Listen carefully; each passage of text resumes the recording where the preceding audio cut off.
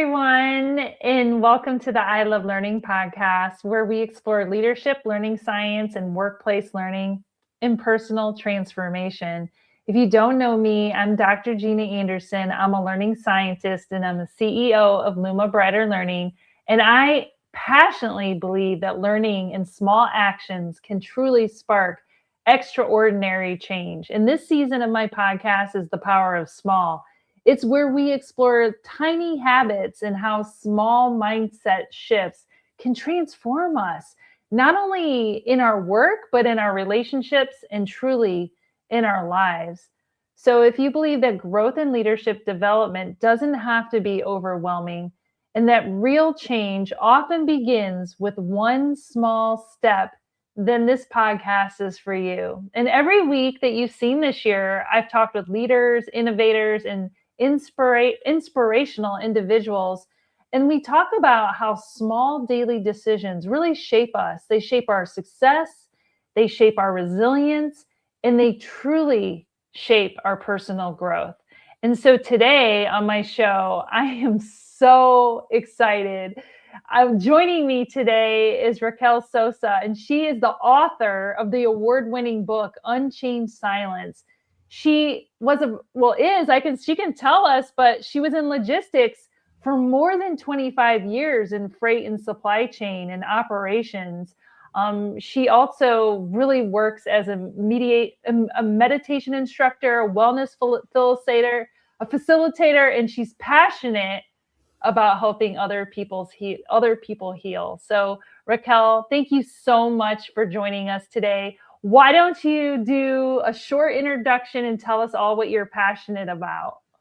Of course, and thank you for having me, Dr. Gina. It's so exciting to be on and share this joy that I found after so many years. So you are correct. I was in logistics almost 30 years.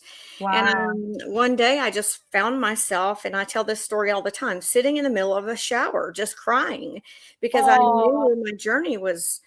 I was burnout. I was done. I wasn't changing the world. I was not even changing myself. So I've had a book in me for most of my life. I already knew I would write this story one day. I just didn't know exactly when it would happen. And when I found myself sitting in the bottom of that shower, that's when I knew the moment had come when it was time to transfer over to what I really love, which is helping people, which I mhm. loved my logistics people, but it just wasn't doing it for me anymore. It wasn't changing worlds and shifting lives. And that was what was important. So, again, I'm Rachelle Sosa.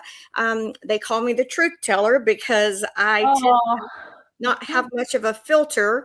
And I called oh. myself the Lucille Ball of modern day because she didn't have a filter either. Hers was broken like mine. So what I did was I took all my journey and I wrote it and created a book called Unchained Silence. And it is a book which is a memoir about surviving childhood abuse, domestic violence, and generations of silence that moved through my family. And it has ended with me. And I decided that it's more important for us as a society to stop making people feel shamed by things that they never agreed upon and things Mm, that have happened to them, not something they had a choice in. And it started with my mother. And then as I started questioning, I realized it was even deeper. It was even in the next generation, my grandfather and my great grandfather. And you'll see the stories in the book, but it resonates with people who've ever gone through the BS of life that we all go through and had hard times overcoming those things because we see the bubbly, cheerful, happy person we are every day, but we don't see the inside. We only see the mm, outside. A lot of people hide the sad trauma that they've gone through in hopes that maybe that fear or that dread would just bury itself and never to be restored mm, again. It's not how our body works. mm, Eventually, our bodies through trauma will develop disease. We will shut down mentally. We will have mental disorders, all of the things, depression, all the things. And it doesn't just stop with us.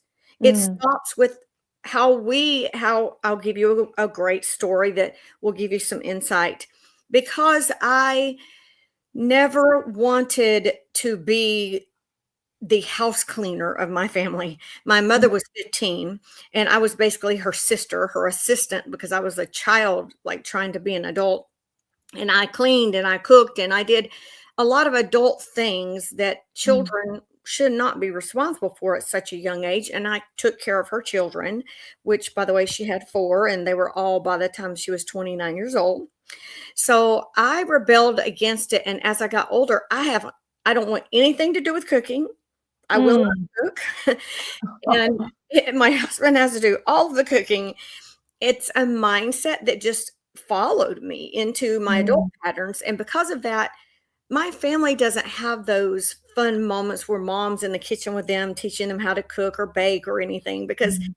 it was traumatizing to me that I had to do all that as such a young person.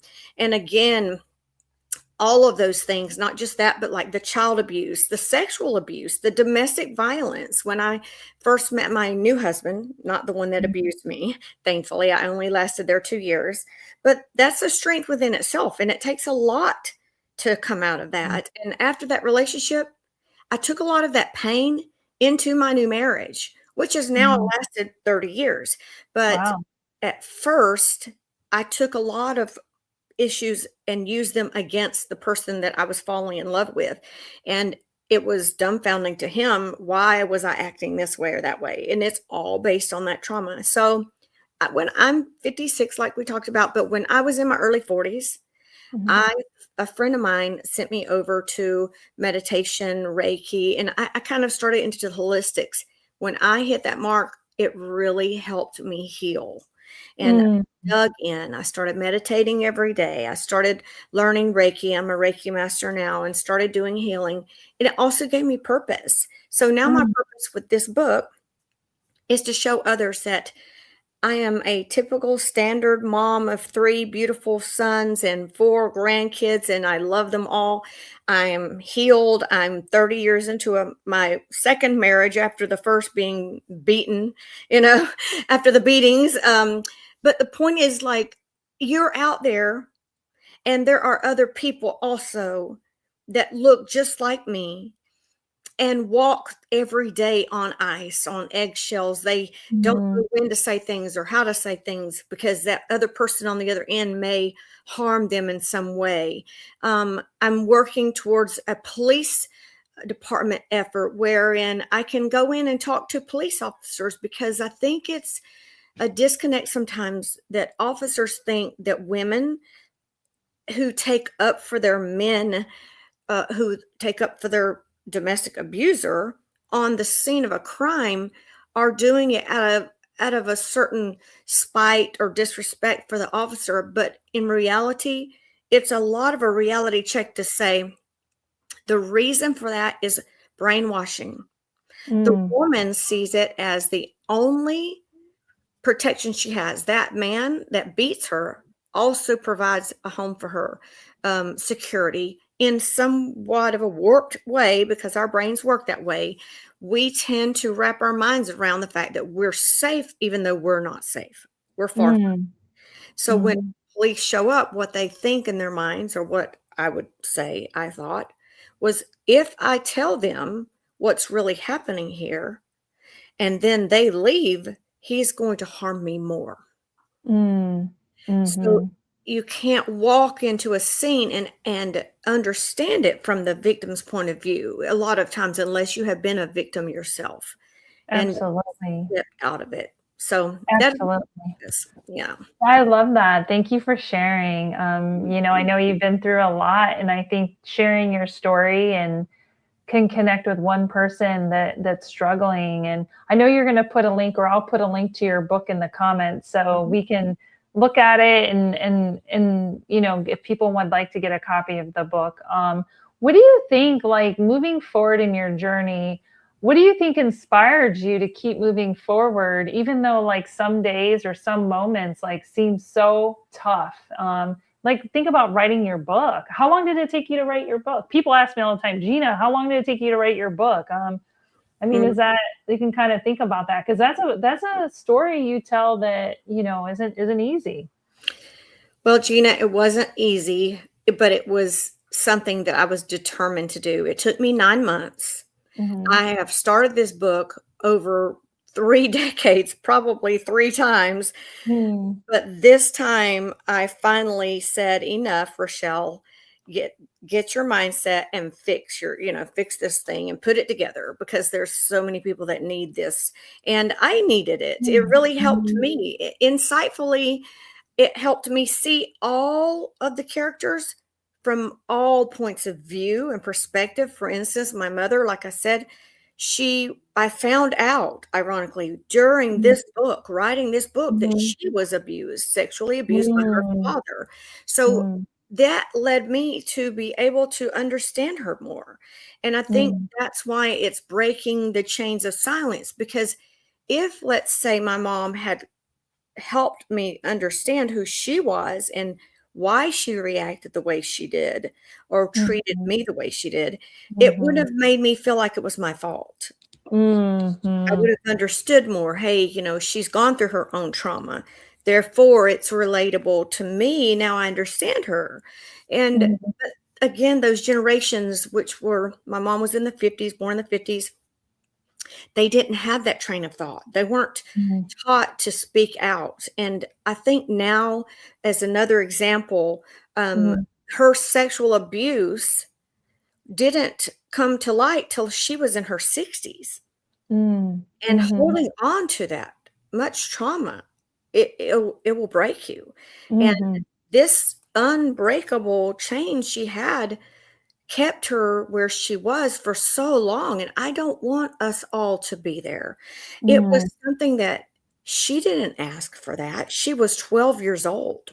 There was Mhm. no way. But one thing I promised is when I wrote this book, no matter who it did or did not touch, if it only, in my opinion, helped one person, then Mhm.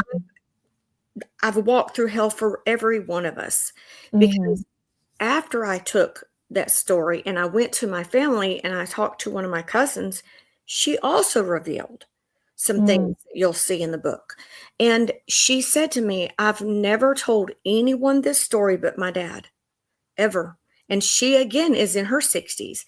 And she said, "You have given me such relief to be able to just speak out and say this happened to me." Because Right.